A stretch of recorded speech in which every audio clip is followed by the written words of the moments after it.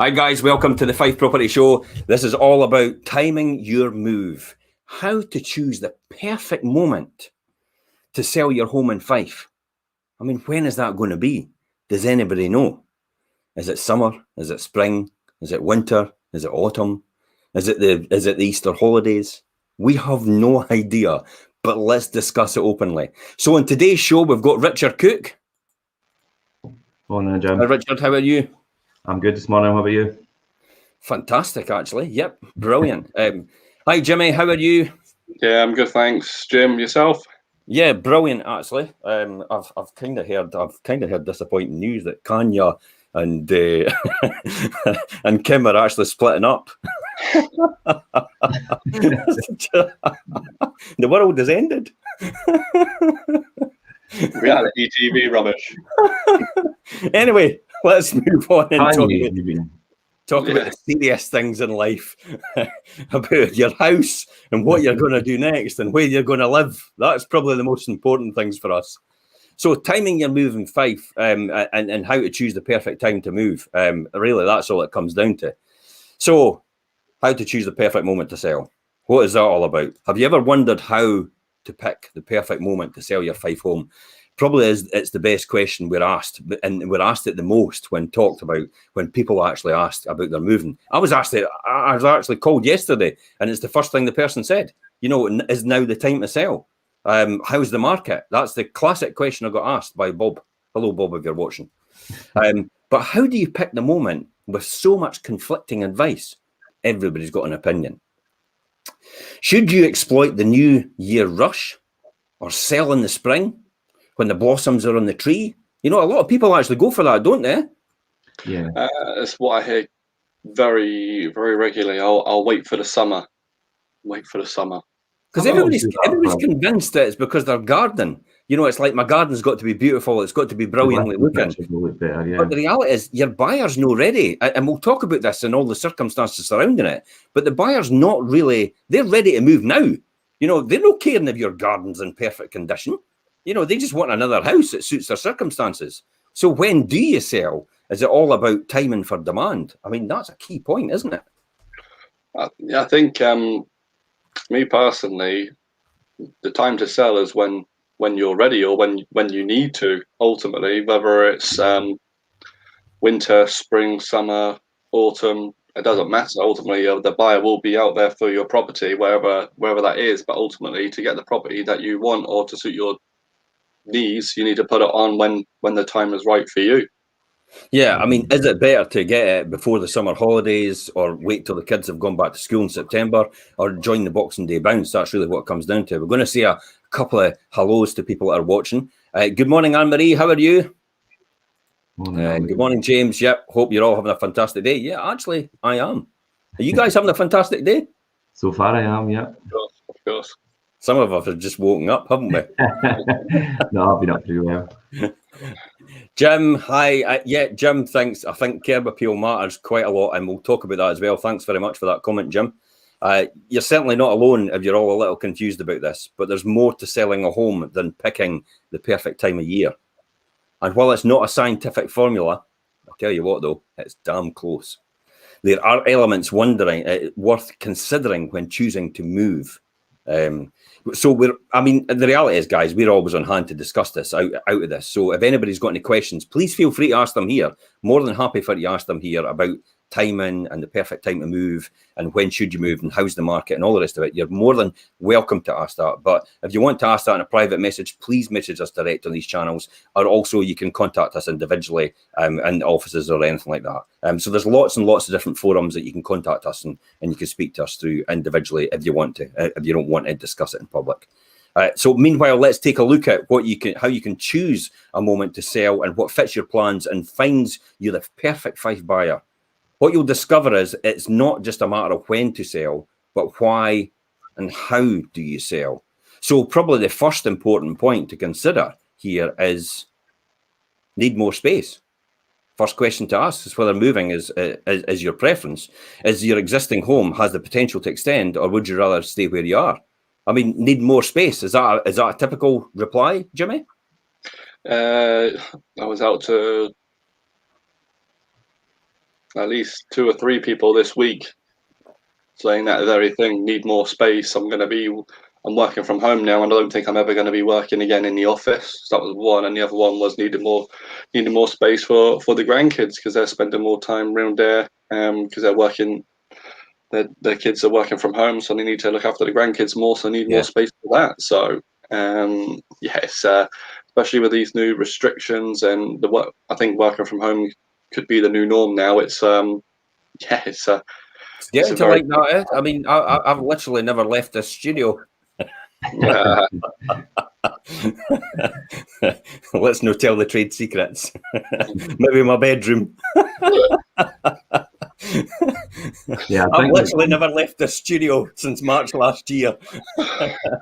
When it comes to timings for obviously putting your property in the market, I think obviously there's busier times of the year, we know that, and obviously spikes in the market like what happened just now, obviously the amount of traction, and these will influence things as well. But I think ultimately it comes down to your personal situation and whether you need to upsize or downsize or move for work or, like you say, work from home. I think these drivers are the important things that are the catalyst for putting your property on the market. You know, what's your thoughts on extending? I went to see a couple yesterday, actually. I had a big house, you know, in Anstruther.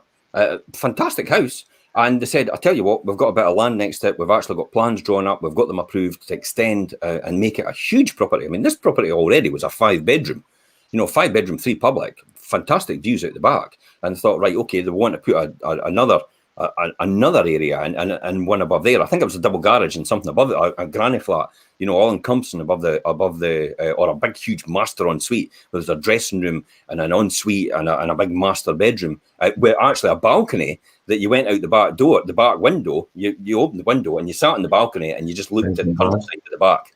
It was absolutely. I mean, I tell you what, it's going to be stunning. And they were wondering whether to extend or whether to just actually get another house. I mean, what's the thought process on the extension thing? I mean, what do people need to think about? I think budget and things, obviously, if it's going to, I mean, if their budget could facilitate extending the property for it to be the property that they're potentially looking for, then why put themselves through all the process of moving house when, especially if some people are happy. A lot of people are happy where they are, they just don't have the space. And if you've got that, option to extend, then definitely it might be the answer rather than moving. So again, it comes back to what your needs are and whether it's right for you at the time. Yeah. What about yourself, Jimmy? What do things do you think you should think about whether to extend or not to extend or move on? Firstly, I think with people's circumstances, I agree with Richard. If they're going to stay there forever, then an extension seems viable. But ultimately, you need to work out the value, the current value of your house, how much the extension is going to cost, and how much the end value is going to be. So you need to weigh up those 3 options, and then you need to go. And what I would do as well, after you got those numbers, try and find the perfect house that you think is ideal for you, and work how much that is, and then work out whether selling, well, what's basically cheaper. Is it extending, or is it just not bothering and moving the house? Because ultimately, extension is going to take, well, it's all going to have to be cash, and it's going to take up so much time rather than just getting a house on the market and moving. Ultimately, that's going to be a lot quicker, and I would hope a lot less stress-free than doing a massive extension. But I think unless you're going to stay there forever, then I would say rather than do an extension, unless it's going to add the value, then it would be easier and a lot less stressful just to actually move. Personally, I mean, James said, I commend for wanting to add value. Absolutely, James. And also the other comment: if you can make £3 for every £1 you put into extending, it's worth doing. But that's the key here. You've got to get your numbers right, and you touched on that as well, Jimmy, and Richard. You touched on it as well. My thoughts on that is, that's all very well extending, but are you going to end up pricing yourself out the market if you ever come to resale? Yeah, because there's a finite level where your house is in that area. I'll be honest. I've got my house is actually another house on the house before I bought it, so it's a double plot at the extended, almost a whole house on it. So I've got double the size of everybody else in the street, and is that going too far? Because when the classic example is Clydesdale Bank came to value it, and we went on and did an online valuation. they came up with half the price of what it was really worth, because that's what every other property in the street was worth That's what it came down to. So they actually said to me, before we can actually do that, we'll have to send a surveyor out to confirm that is the case. This was for a remortgage at the time. This was many years ago. Remortgage at the time, and it said, well, send a surveyor out. It'll cost you £400. But what we'll do is, if you're absolutely right and your house is worth double the amount everybody else's, then we'll reimburse you the £400. And I went, okay then, that's fine. So I got my money back. That's fine. But it told me that there was a finite limit in terms of what you can achieve in that street. And it's, all very well. If you're going to stay there maybe 10 or 15 years after that, then you've got a huge house. And you've got to think about the demographic as well, about where everybody's going with things. I mean, the family unit's still getting smaller, if not staying the same size of, I think it's 1.5 children.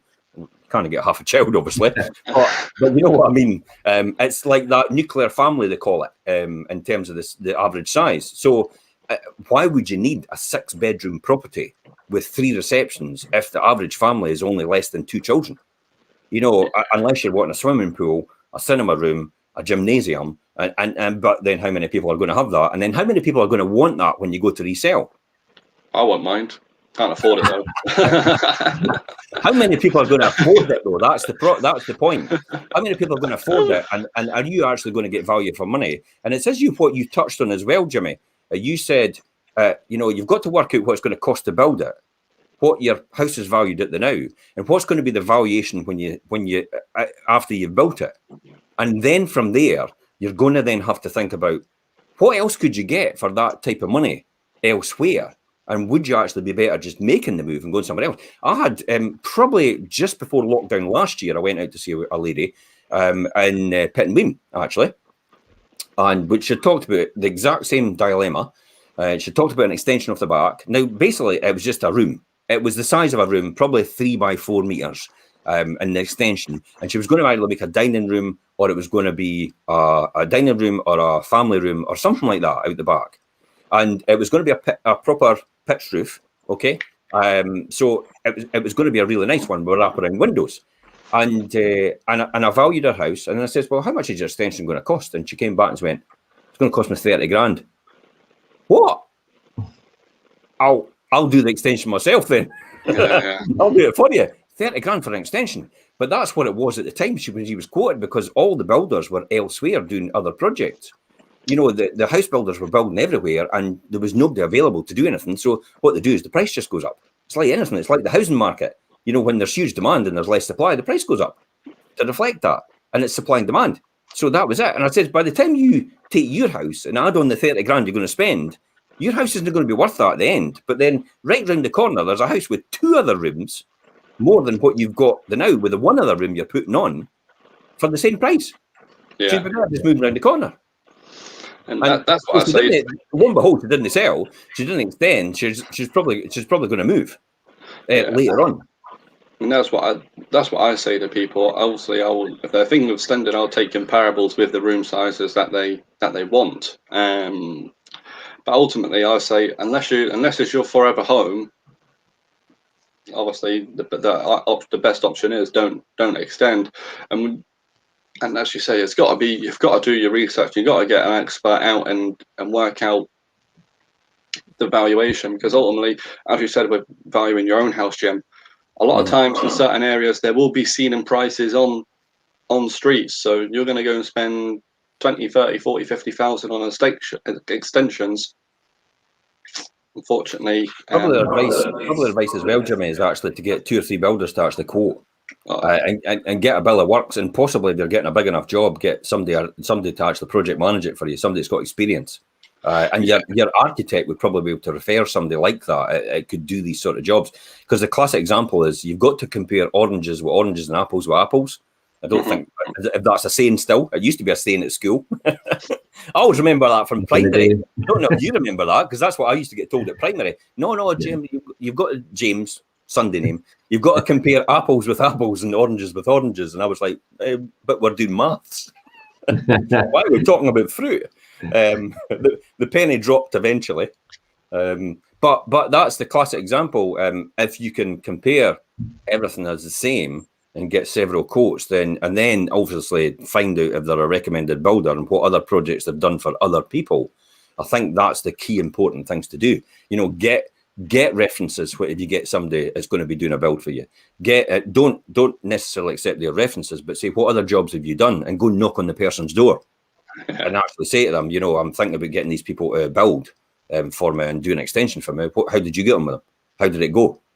So I think that's yeah. Any other tips for extending and what to do or whether you should or not?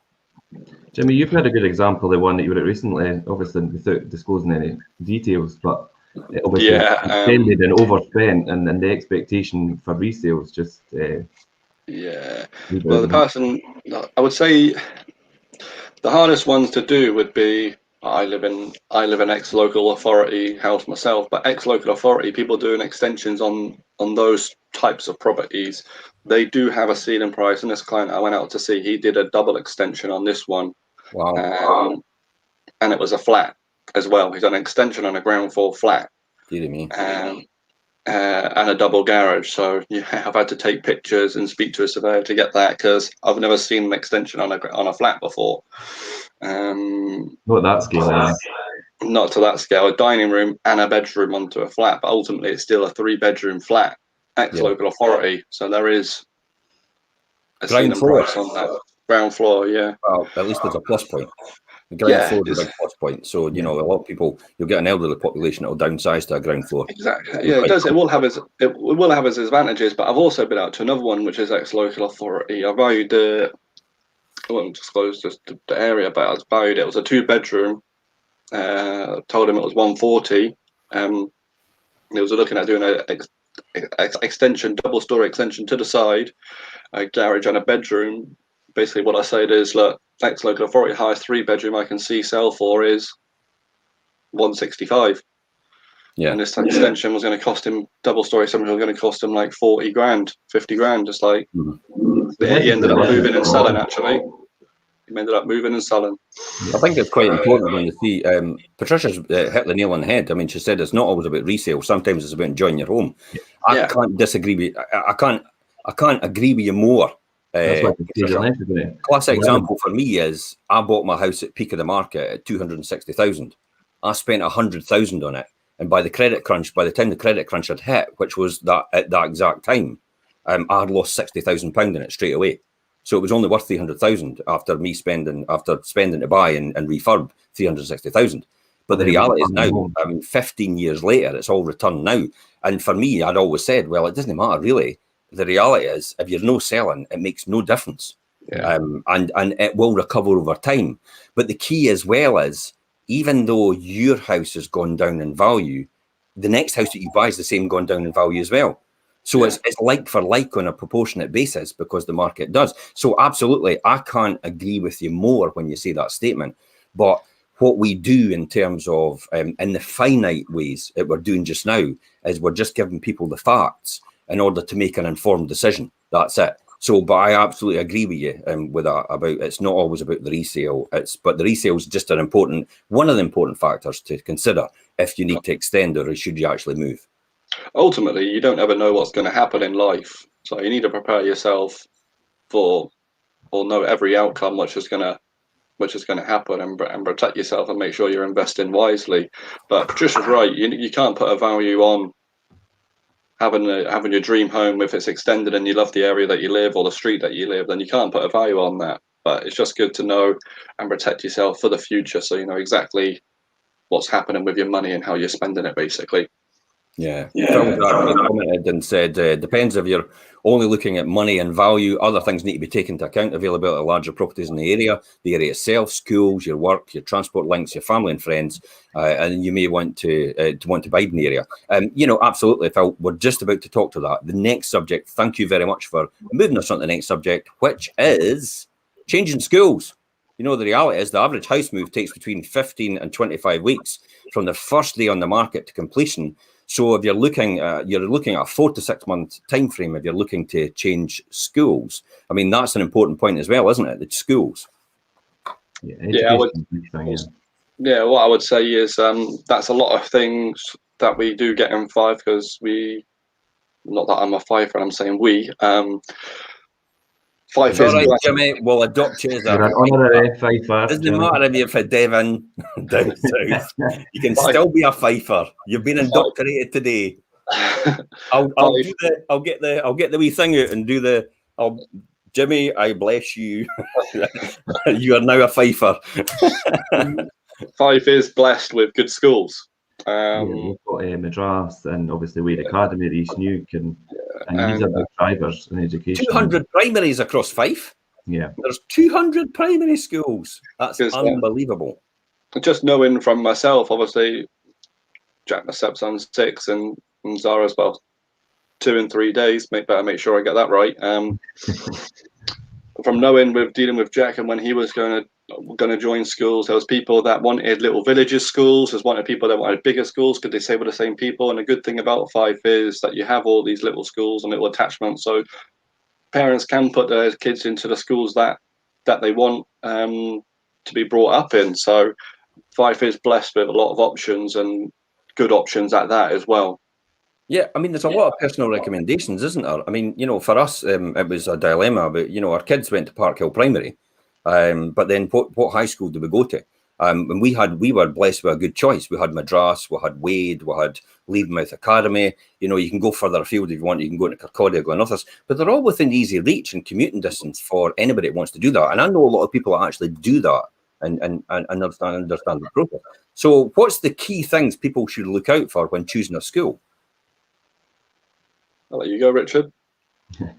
Well, I mean, like you say, obviously, I've got quite a lot of schools and quite a good education across Fife and all the schools. But I think it depends on, obviously, if you look at the track record of the schools and what you're looking for in terms of an education level for children. I mean, there's quite a lot of top performers in Fife, and I think that's what influences a lot of people's moves. I mean, I done a vlog recently on obviously, and education was in it, and it was like the statement, like, parents will move the earth to get the right education for their children, and they will.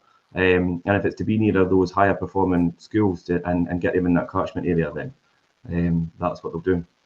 I had a client in St Andrews that actually paid. It just went to a closing date with a property and says, I am putting in X amount because I am wanting the school around the corner for my children, and that's all it counted to her.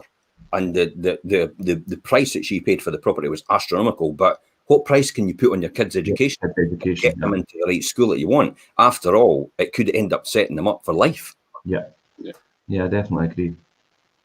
So getting children at the best education could well mean moving to the catchment area of your school of your choice, or at least closer to it. I mean, we're quite lucky in Fife because even though we're not in certain catchment areas for certain schools, we can still often have the choice to send our children to different schools outside of the catchment areas. So everyone's preference, from teachers to parents to children, is to avoid disrupting the school year, which means moving in the summer holidays between the end of July and the beginning of September. Their current average house move takes between 15 and 25 weeks, and that's from the first day of the market to the day of completion. So if you're looking at a 4 to 6 month time frame to be settled in nicely for the new school year, I mean, probably February, March now is probably the sensible moment to put your house in the market, isn't it? Yeah, I've had that many times where they want to list in the summer because it gives their best chance of getting it sold, apparently.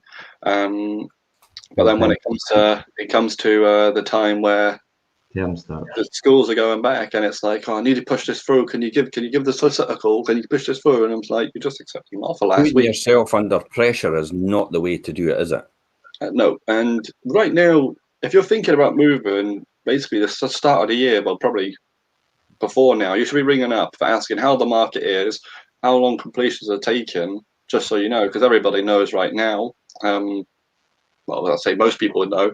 Everybody doesn't know right now because it's amazing. Exactly.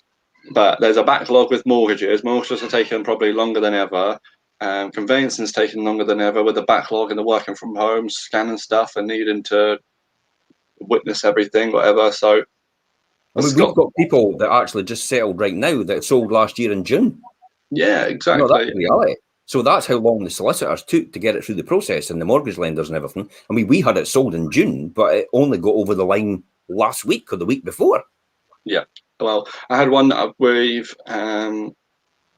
accepted on just before. I think it might have been in between Christmas and New Year. I might have accepted the offer.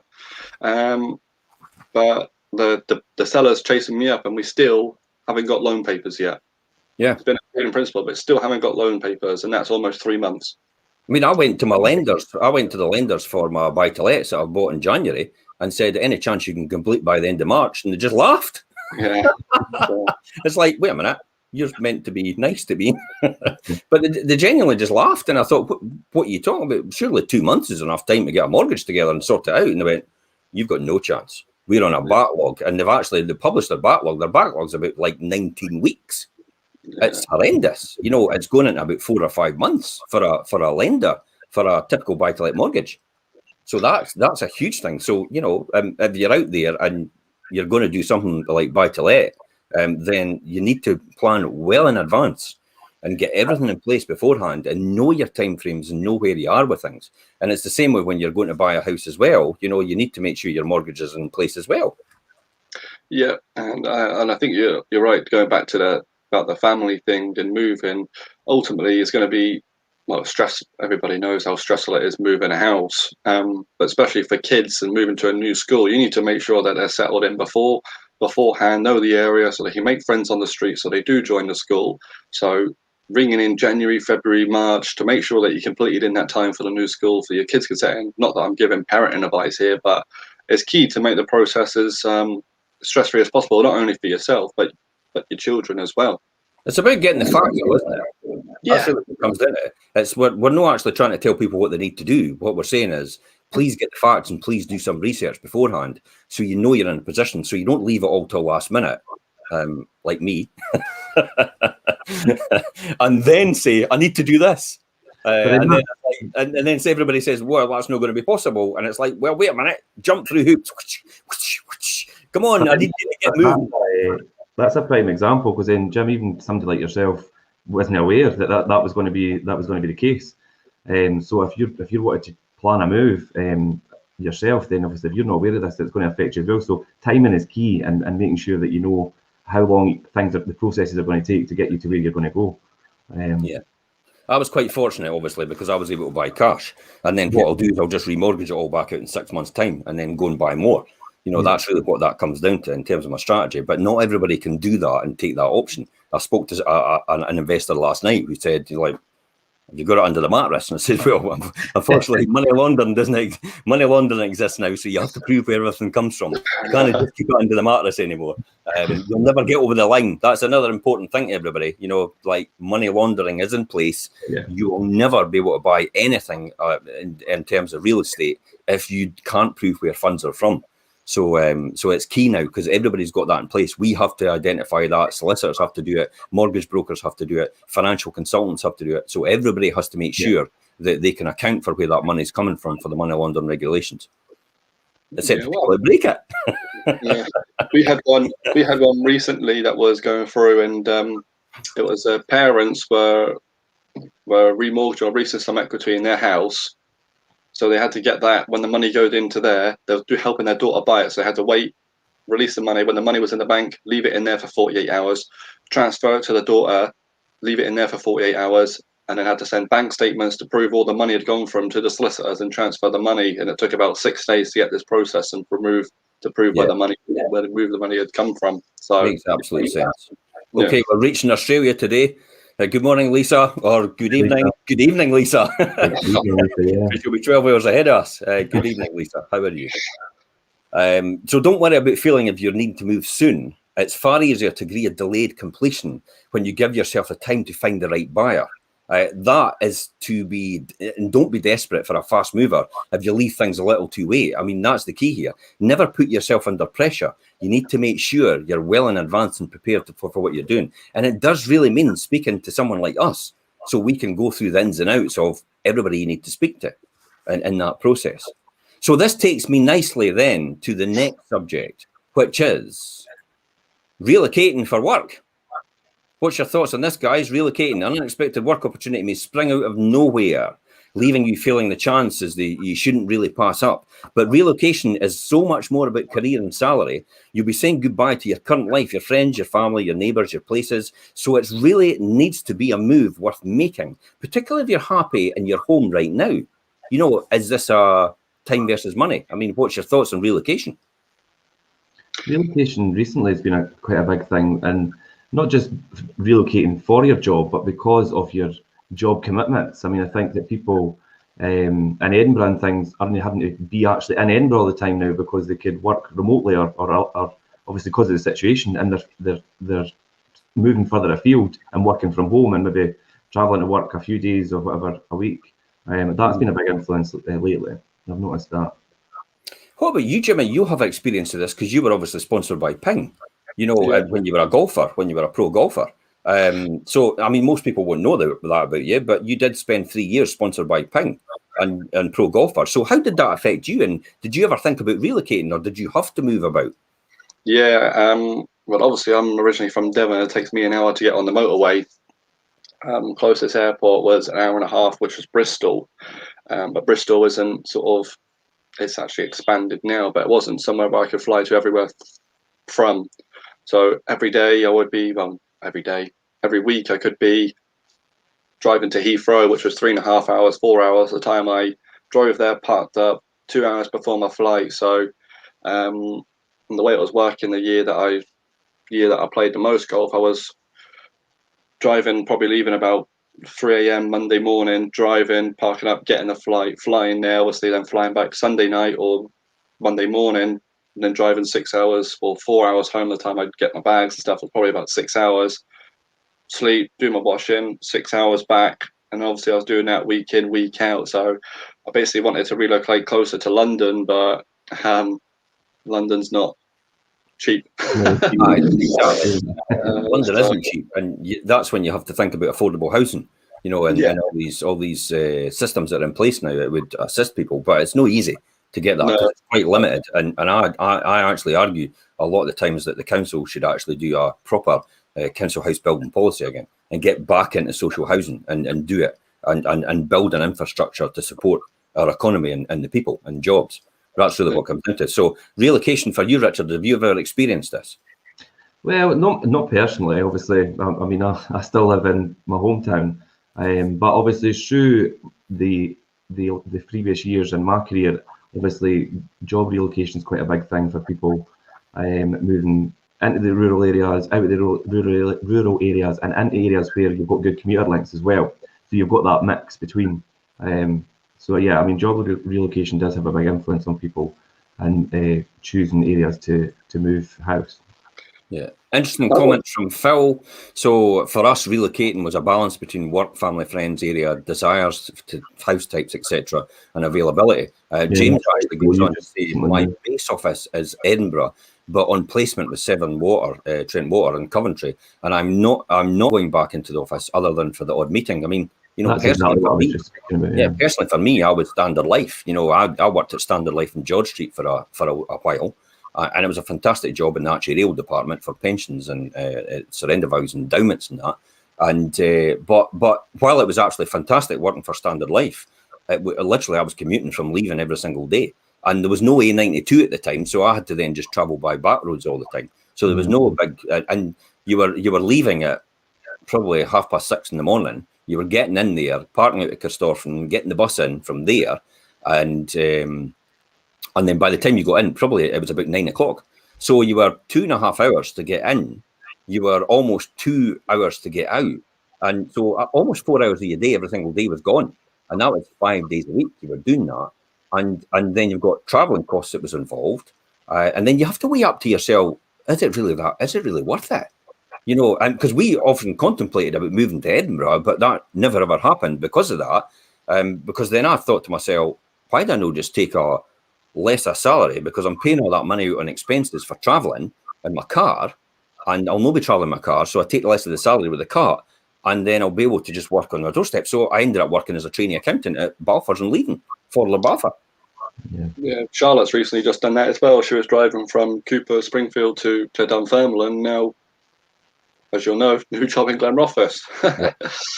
But I think people need to realise, well, from being from Devon, how lucky you are to live in Fife and having everything on your doorstep. When you think about travelling, Edinburgh in an hour, and well, it depends what party, but from where I am in Springfield, Edinburgh in an hour, and Glasgow an hour and a half for the wider audience, or Dundee in half an hour, Aberdeen in an hour and a half. We're quite well lucky to be here. really lucky. We have quite a lot here as well, which is quite good. But it's a complacent thing. It's like the Disneyland thing. People in Disneyland don't realise how nice Disneyland is, but it's like, it's Disneyland.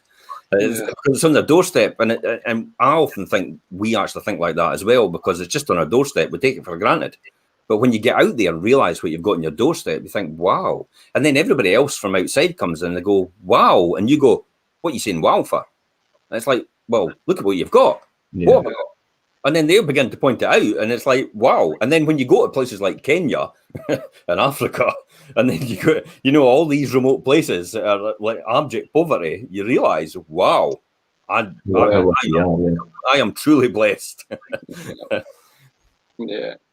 That's why I always say I'll never move to St Andrews, because being a golfer, every time I go there, it's like I do get that. Wow, just love it so much. That's what I like about it. I like the option. I can go 20 minutes over the hill. I can go to St Andrews and come away from St Andrews, and I can enjoy everything about it. I can enjoy the East Sands, the West Sands. I can enjoy the East Sands Leisure Complex for the swimming, for triathlon. I could go running from the sports centre, University Sports Centre, out to Tensmuir Forest and back. It's 22 miles, but ultra running. It's nice though, but there's a great run route for it. And then also Tensmuir Forest is a great run route as well, and it's great for the kids. Yeah. It's a great place, Tensmuir. So relocating to the work, I mean, it really is time versus money, and what do you value more? And to me, as you get a bit older and you have a family, you probably value your time more than the actual money itself, because it's like, I want to actually see my children. I don't want it. And that's another reason why I chose a career path, and I actually knocked back an opportunity to work with a PLC as their financial controller, and then eventually be the financial director, because eventually I thought, I'll be traveling the world and I'll never ever see my kids. So I didn't actually choose to do that. And then I'll be required to probably relocate to London to be as part of that team, because it was a PLC company. So these were all things that went through and make decisions throughout my life. But, I talk about that in my investment strategies, my millionaire mindset as well series. So to get a feeling of where you are moving and spending the weekend to exploring and researching, that's the other one as well. As you're moving, spend the weekend, explore, research where you're moving to, alongside particular things like the schools, the shops, the transport. Make sure your free time, what you would be doing and what fun you'd be having. Do you have a lively cafe or weekend or coffee or breakfast, or do you want to go to great local pubs with Sunday roasts or beer gardens? Jeez, miss them, eh? Yeah, sounds good. Do you like to exercise in great outdoors? That's where Fife is an absolutely brilliant place for that. And simply enjoy parks and green spaces. Think about the things in life you actually enjoy. Your timing to sell will depend on whether you take up a new position. If you look like you're starting soon, then renting out your first home could be the best option. I know a lot of people that relocate to. We have landlords have actually relocated to Australia. And they're actually renting just now, but they've now, after about 2 or 3 years, they've now gone to buy, because they want to settle in Australia, but they rented in the first instance. So with a view to selling and settling, it may also comfort you to feel you might want to return. That's also the other one as well. You might want to rent your house just in case you want to return. We do have people like that as well, don't we? Alternatively, the relocation package includes out-of-pocket expenses. I mean, most people won't realise, but if you're at a higher profile in a company, some companies will give you a relocation budget, and you're allowed up to £8,000 tax-free to relocate to another area. So the government actually allows you tax-free, you get from your company, to get £8,000. Anything over that has to be declared and has to be taxed as a benefit in kind. You'll have plenty to juggle. Speak to your estate agent. Any estate agent. Speak to an estate agent knows what they're doing. Know somebody that's maybe just started. You prefer timescales and your current demand for your homes, like yours, like to decide and whether it's selling or whether it's renting. I think these are the key important points as well, to consider. Is there anything else before we move on to the next subject? Anything else you want to contribute? Just to touch on that, I mean, obviously, doing your research on an area that you're relocating to is obviously key. And I think I see it quite a lot on the rental side, that as people do tend to rent for a short period of time just to get a feel for the place.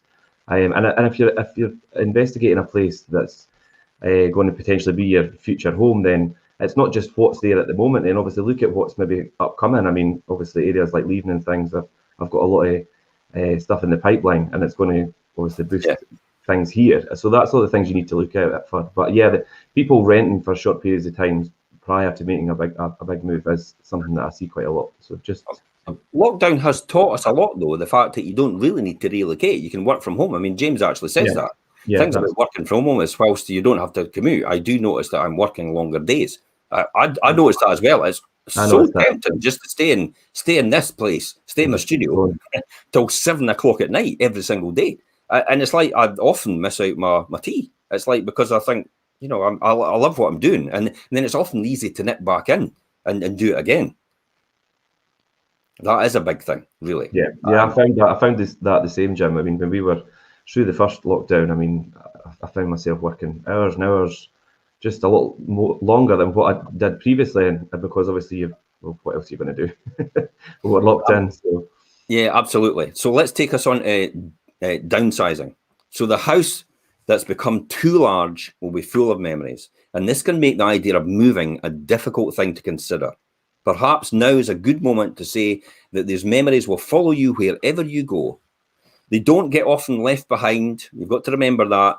They're with you when you change address, and they're even more joyous when they're free of these when you're free of these unused rooms filled with furniture and belongings. If you're already thinking about downsizing, it's a sign that your home has become too big to manage, and it no longer reflects your current lifestyle. Nonetheless, it's a big decision to sell. I mean, my mum and dad still in a house that's massive compared to what they want. And every time I say to my mum, would you not be better just downsize? And she goes, where am I going to keep my furniture? That's exactly what my mother says. What? Exactly. You have to get rid of it at some point in time. A good way to know is whether it's right for you is to think about your future. You have thought about moving. Have you thought about moving to a cottage near the sea or swapping a big old house for a modern apartment opposite a park or a river? By concentrating your thoughts on these new possibilities, you can see if they warm to your heart. Perhaps you'll see a change in a different light. I mean, guys, downsizing. What's the biggest challenge about downsizing? I think. Oh, sorry, Karen, Richard. For me, and obviously experiences now, obviously with my parents' home and things, it's the emotional attachment. And although, like my mother's house, she knows she needs to downsize. She's got a lot of furniture, but it's leaving the house itself. I think you need to kind of sever that emotional attachment to the property, because obviously we all grew up in it, and it does have that. But logically, and it makes sense to downsize. So that's a big thing, I think, that you see quite a lot. It's a huge journey. I mean, we have had people that, you know, obviously it's their parents are now gone and have found it extremely difficult to let go of the house. Yeah. To the point that a few of them have actually kept onto it for about 2 or 3 years before they've even got to that stage. And it's only for the fact that maybe the council tax is going to be doubled, or that, you know, they're doing some draconian measures with the government. They're actually forcing them now to sell the house, but it's difficult to let go. One of the biggest things I realise about downsizing is the lack of bungalows, because most elderly people want to downsize to bungalows. Yeah. They don't build them anymore. Well, there's one. I think there's one site in Fife that'll be building bungalows soon, but Mocky Homes in St. Lawrence, 92 bungalows are getting built, 46 for private sale, 46 for social affordable. So that's key here as well in the East Neuk, because East Neuk desperately needs it. The 1,000 houses that are getting built in St Andrews by Hedon Developments, I think, there's none of them getting built as bungalows, as far as I know, because I have asked the question before, which I think to a degree is appalling. Because every time we go to St Andrews and we have the elderly people, the first thing they say in these big massive houses is like, I need to downsize, I want to still stay in St Andrews, but I can't find an appropriate house because I need a bungalow. My first response is, go and register yourself with a local authority and actually tell them your predicament. And they go, but I don't need a council house. I went, that's not what I'm asking you. I'm saying you need to tell the local authority. So when everybody tells the local authority then realizes that there's a huge need for bungalows in your area. Therefore, as a result, when a planning application's put in, they then look at that and they then start to reconsider and think, you have to put some sort of bungalows in there to accommodate the aging population. I mean, it's going to be the case that the generation coming in the next couple of years is going to live another couple of years older on the average age. And if the average age goes up another couple of years older, that's a lot of people living longer. And these, people are actually getting born and going into there. So the population is growing as a natural byproduct of people living older. Therefore, we'll have to have more housing to accommodate that. We'll have to have a better mix of housing. to accommodate that. Bungalows, I come back to saying, it's a need. It's a must. Yeah, I think I don't know why builders don't. I know builders why they don't, because it's bigger plots, etc. But Profit maximisation. yeah, but the fact is if you live, sure, anywhere right now, you'll sell it as long as it's marketed correctly. But especially bungalows, I would say bungalows, a lot of Fife, they go for a premium. Yeah, they've always come at a premium and are always sought after. But like you say, Jim, situations like that just fuel that even further. And it leaves a lot of people in a situation that obviously it's unfortunately leaves them with nowhere to go. The key as well is there's a lot of people actually looking at, I tell you what, I can actually have a 2-story house, but as long as all the accommodation is on one level downstairs. So have I got a bedroom downstairs? Have I got another bedroom downstairs? Maybe if the grandkids visit. If the grandkids visit, they can go upstairs, to be honest. But as long as I've got a bedroom downstairs and I've got a bathroom or a shower room downstairs, I've got a kitchen downstairs, I've got a lounge downstairs, then I'm made. If I've got a couple of rooms upstairs, I'm happy to do that. Some people actually choose that because it gives them the right area and it gives them the right, it lets them still stay in their community. And that is a very good option, isn't it? Yeah, and I think that goes back to the extension bit. That's what people do. They start building extensions because they can't find what they need to, and they're forced to do that. But yeah, a lot of people, we do find a lot of people that just look for something, will consider something on the one level. But we've got abundance of clients right now that we've been out to see and value their home, but they know that nothing comes up what that's suitable to them, i.e. bungalows in St Andrews or the so, just waiting for them to come up before they can make the move. I think the key is to talk to an estate agent, about the current value of their home first, to know where they stand and get the facts. If you don't want to talk to an estate agent, we've got a knacky wee tool on our website, an instant valuation tool, which actually gives you a rough idea at the minimum and the maximum you'll achieve for your property. So if you you don't need to speak to anybody to get that, and it literally takes 30 to 60 seconds. So that's maybe key just for people that are actually a bit nervous about speaking to an estate agent, because the typical example about, if I speak to an estate agent, they'll never be away from me. It's like they'll always hound me. I don't really want to speak to anybody. You often get that where somebody just phones up and says, what's the value of my home? Right, well, you'll have to tell me what it is. And possibly because of what you've just told me, I might have to then visit, or you might have to do a vlog or a WhatsApp and take me around it virtually. And we can do that with some people, but to other people, that's quite overwhelming. So I think it's just to start the process, and then tell your estate agent exactly what your expectations are, so they know whether to speed up or slow down, or what pace you would like to go at. If you're going to be selling in 2 years' time, tell them you're going to be selling in 2 years' time. There's nothing wrong with that. They can give you a rough idea about where you stand just now based on your circumstances and where they think the market's going to be predicted for going in 2 or 3 years' time. But the key is to talk to someone about it and actually get the facts rather than actually base it on opinion. That's what it comes down to. Okay, any final things while we move on to the next subject, guys? I was just going to say that tool is very handy. For somebody that's in the quite early stages and just wants a kind of inkling to gauge where they are in terms of valuation wise. But like you say, no matter how far you are for moving or planning a move, always speak to an agent, because they could help you no matter what stage you're at. So yeah, classic ones are, the next one is impulse buy. Listen, guys, impulse buy is no a great thing.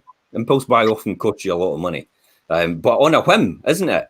So there you are on a Tuesday evening, casually scrolling through your favourite portal on Netflix in the background, in the background. Suddenly there it is.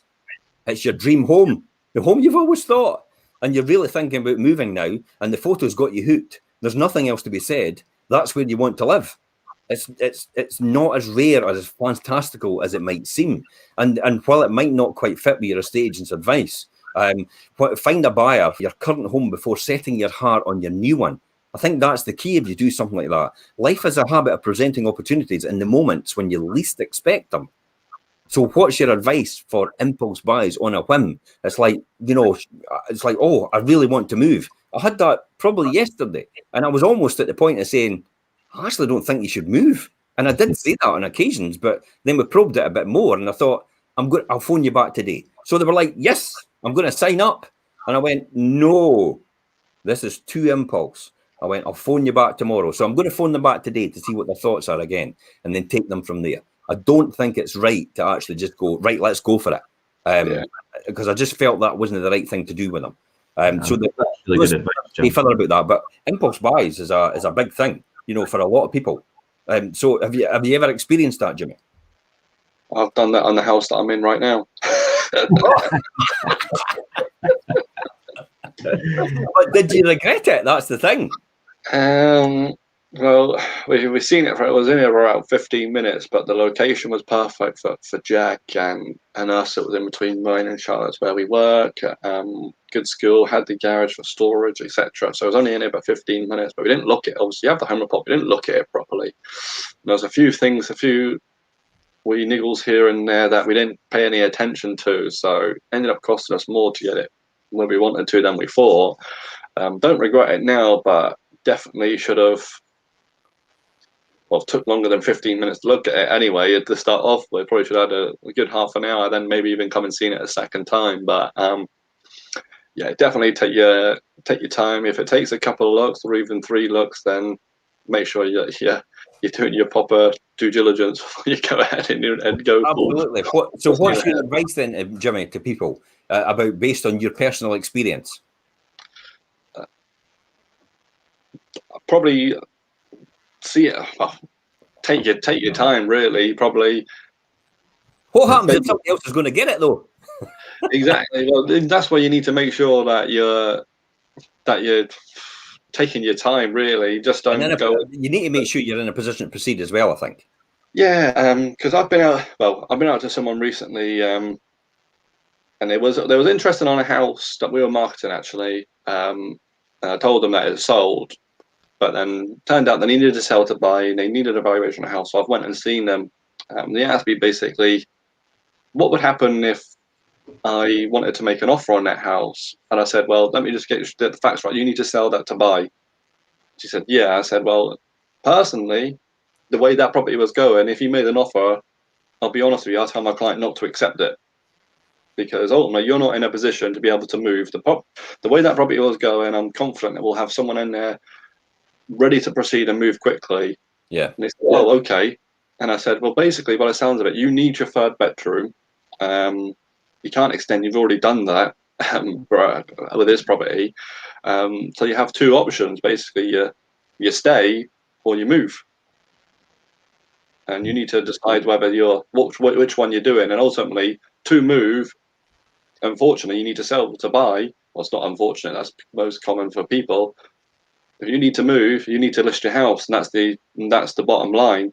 And I needed to just be blunt with them and tell them that ultimately the way the market is right now, unless you list your house or put it up for sale, then unfortunately you're going to be staying, and that's not going to fit your needs. So the situation for them is that they do need to sell to get to where they want to go, but it just depends on the circumstances of the people. I think the key is telling people what they need to hear. Yeah.